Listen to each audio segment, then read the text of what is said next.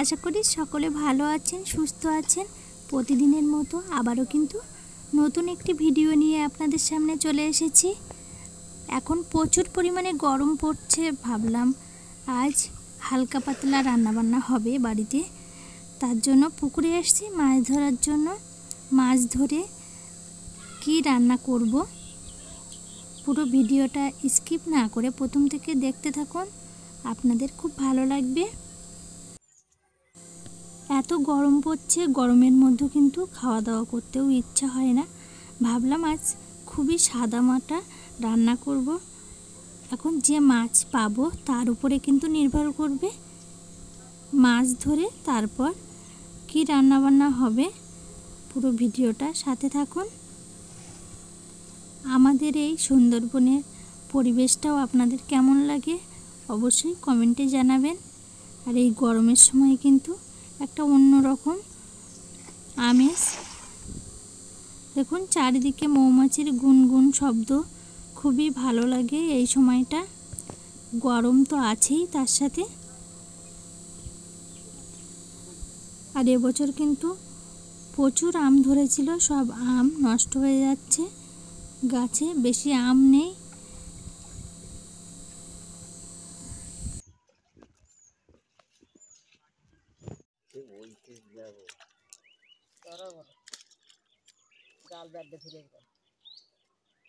তো ওই সাইডে বেলা গিলি হয়।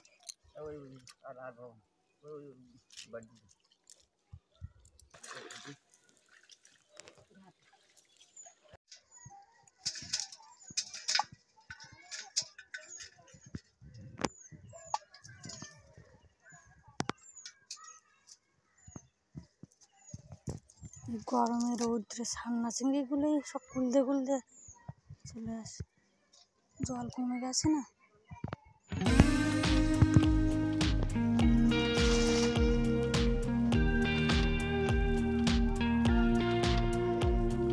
হ্যাঁ, মাছ আজকে পুকুরে কত আছে দেখা হবে।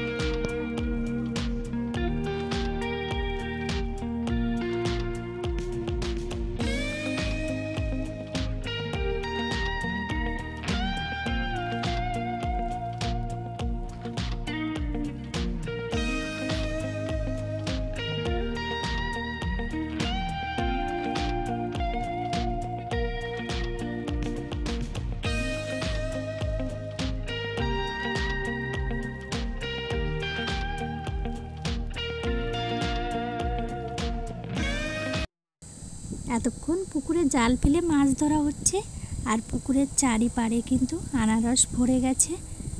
খুবই উপকারী ফল, আপনাদের এর আগে দেখানো হয়নি। দেখুন এখন কিন্তু খুবই ছোট ছোট, আর এই আনারস কিন্তু বড় হওয়ার সাথে সাথে প্রচুর ইঁদুরি খেয়ে নেয়। আর দেখতেই পাচ্ছেন কত ছোট ছোট হয়েছে, আর আনারস কিন্তু চারিপাড় দিয়েই কিন্তু ভর্তি হয়ে গেছে।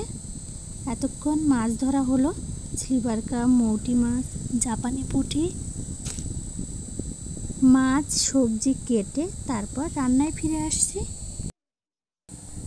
সব মাছ কেটে পরিষ্কার করে ধুয়ে নেব, আর গরম জল করেও কিন্তু একটু ধুয়ে নেব, নিলে মাছের আঁশটে গন্ধ আর গায়ে যে একটু শ্যাপলার গন্ধ থাকে সেগুলো কোনো কিছুই থাকবে না। মাছে হলুদ লবণ মাখিয়ে মাছ ভেজে নেব।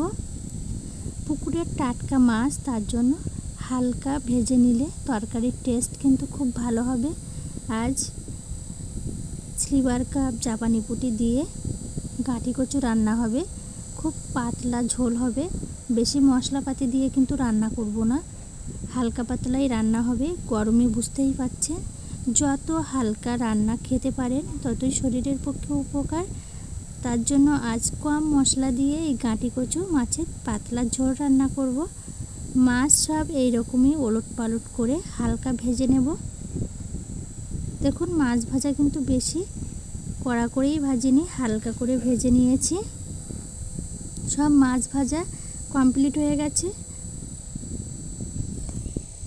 এখানে পেঁয়াজ বাটা, রসুন বাটা, আদা, জিরে, গোলমরিচ, একটু শুকনো লঙ্কা বাটা সব কিছু কিন্তু মশলা রেডি করে নিয়েছি। কড়াই গরম করে তেল দিয়ে দিয়েছি, তেলও কিন্তু খুব ভালোভাবে গরম করে নিতে হবে। কড়াইয়ের চারিদিকে তেল লাগিয়ে নিতে হবে। আর উনুনের জাল বুঝতেই পাচ্ছেন তাড়াতাড়ি কিন্তু পুড়ে ওঠে, তার জন্য কম জাল দিয়ে তরকারিটা রান্না করব। তেল খুব ভালোভাবে গরম করে নিয়েছি। পেঁয়াজ বাটা, রসুন বাটা, আদা, জিরে, গোলমরিচ বাটা 1 স্পুন করে সব কিছু দিয়ে দিয়েছি। মশলা 2 থেকে 3 মিনিট নাড়াচাড়া করে খুব ভালোভাবে কষাই করে নিতে হবে। 2টি তেজপাতা দিয়ে দিয়েছি। তেলে তেজপাতা দিইনি, মশলায় তেজপাতা দিয়ে খুব ভালোভাবে নাড়াচাড়া করে কষাই করে নিতে হবে। সামান্য একটু জল দিয়ে দিয়েছি। জল দিয়ে মশলাটা কষাই করলে মশলাটা খুব ভালোভাবে কষাই করা যায় আর তরকারির টেস্ট কিন্তু খুব ভালো হবে। স্বাদ মতো লবণ দিয়ে দেব, পরিমাণ মতো হলুদ গুঁড়ো। খুব ভালোভাবে নাড়াচাড়া করে মশলা রেডি করে নেব। দেখুন মশলা কিন্তু প্রায় রেডি হয়ে এসেছে। মশলা থেকে তেল ছেড়ে দিয়েছে। কেটে রাখা গাঁটি কচু দিয়ে দেব। মশলার সাথে গাঁটি কচু খুব ভালোভাবে নাড়াচাড়া করে কষাই করে নিতে হবে। 4 থেকে 5 মিনিট খুব ভালোভাবে নাড়াচাড়া করে গাঁটি কচু কষাই করে নেব। 4 থেকে 5 মিনিট খুব ভালোভাবে নাড়াচাড়া করে মশলার সাথে গাঁটি কচু কষাই করে নিয়েছি। গাঁটি কচু খুব ভালোভাবে কষাই করা হয়ে গেছে। পরিমাণ মতো জল দিয়ে দেব। 5 থেকে 6 মিনিট খুব ভালোভাবে ফুটিয়ে নেব। গাঁটি কচুর তরকারি সব বাটা মশলা দিয়ে রান্না করলে একটু খেতে ভালো লাগে। দেখুন তরকারি ফুটে উঠেছে। ভেজে রাখা মাছ দিয়ে দেব। 6 থেকে 7 মিনিট খুব ভালোভাবে ফুটিয়ে নিলেই গাঁটি কচু মাছের তরকারি রেডি হয়ে যাবে। আজ খুবই কম মশলা দিয়ে আর কম তেল দিয়ে কিন্তু রান্নাবান্না করেছি গরমের সময়, ওই জন্য হালকা পাকে রান্না করছি।